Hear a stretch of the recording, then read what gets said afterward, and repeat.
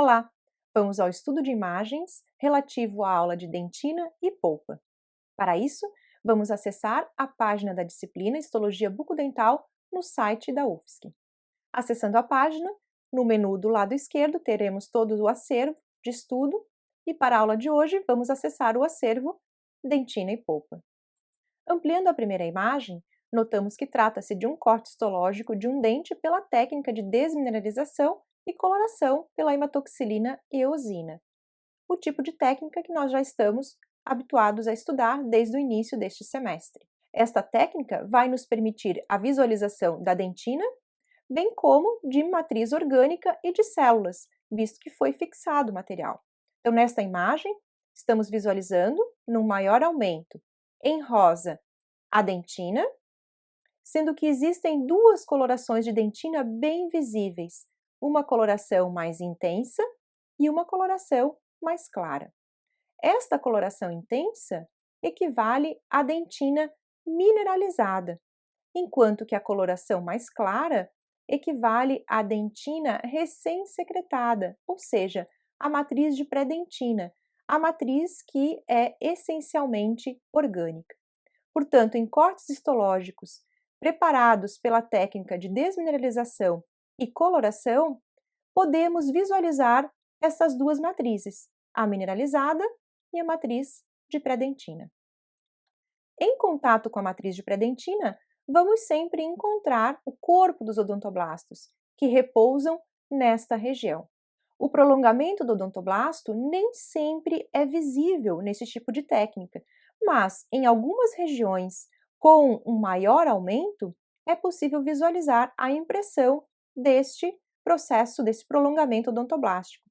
Então, nesta região aqui, conseguimos visualizar, dependendo do corte, se o corte estiver passando nesta região do processo odontoblástico, nós conseguimos visualizar este início do processo odontoblástico.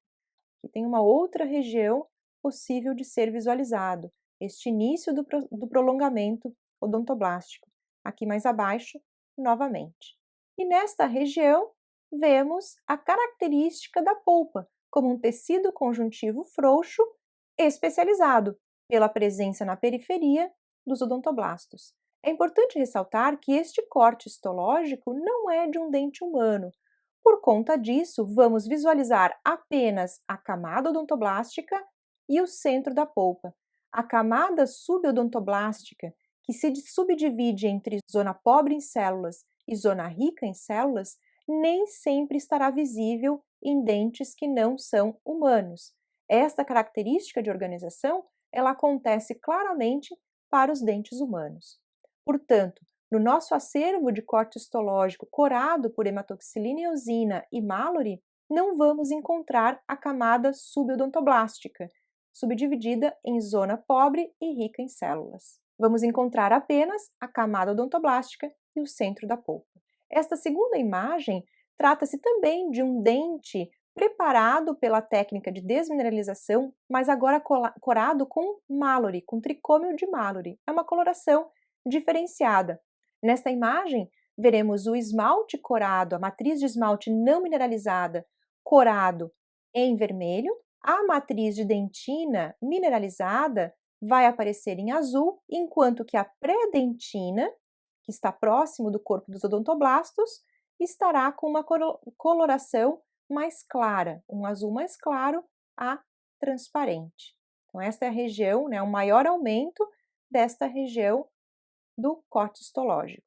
Nesta imagem, é possível notar, principalmente no maior aumento, a presença aqui do início do prolongamento odontoblástico e essa impressão dos túbulos dentinários nesta região da dentina. Lembrando que a característica do túbulo dentinário é melhor compreendida e estudada na microscopia eletrônica de varredura ou transmissão, que possuem resolução maior que a microscopia de luz. Vemos ainda aqui a camada odontoblástica, a presença desses odontoblastos. Importante notar que este corte histológico é de uma região da coroa do dente e, por conta disso, esta camada odontoblástica ela é visualizada como se fosse pseudo-estratificada, por conta da quantidade de corpos celulares em uma pequena área, quando comparamos, por exemplo, com a polpa radicular. E aqui vemos a polpa dentária na sua região central. Novamente, trata-se de um corte histológico de um dente não humano, por isso não conseguimos visualizar com tanta clareza a presença da camada subodontoblastica, zona pobre e rica em células. Vemos agora uma imagem histológica de um dente preparado pela técnica de desgaste. Nesta técnica de desgaste, o dente não passa por um processo de fixação e coloração, portanto não vamos visualizar matéria orgânica. Vamos conseguir visualizar apenas matriz mineralizada. Então, o dente mineralizado, ele é fatiado e estas fatias são ainda desgastadas até alcançar-se uma fatia fina o suficiente para que a luz do microscópio consiga passar por esta fatia e transparecer assim a matriz mineralizada. E assim vamos visualizar o esmalte como uma estrutura de cor acastanhada, enquanto que a dentina tem uma visualização acinzentada. Então, nesta imagem, vemos o esmalte, a dentina, a junção amelo-dentinária. Na dentina, notamos ainda que existe uma região de cinza um pouco mais claro e uma região de cinza um pouco mais intenso. Esta é a diferença entre dentina do manto e dentina circumpulpar. A dentina do manto ela é menos mineralizada e, por conta disso, deixa passar mais a luz, ficando então com essa aparência mais clara. E a dentina circumpulpar, ela tem 70% de cristais de hidroxiapatita, ficando então com essa aparência mais acinzentada. Um outro detalhe é que por esta técnica conseguimos visualizar este padrão, estas impressões na mesma direção do túbulo dentinário. Então, não estamos aqui estudando em detalhes o túbulo dentinário, mas a impressão dele fica marcado aqui nesta técnica de desgaste. Nesta imagem, vemos uma região de vertente das cúspides de um molar, junção amelo-dentinária, esmalte, nessa coloração, nesse tom acastanhado, e a dentina acinzentado, tendo a dentina do manto mais clara e a dentina circumpulpar mais escurecida. A primeira estrutura de dentina que nós vamos visualizar é a dentina interglobular.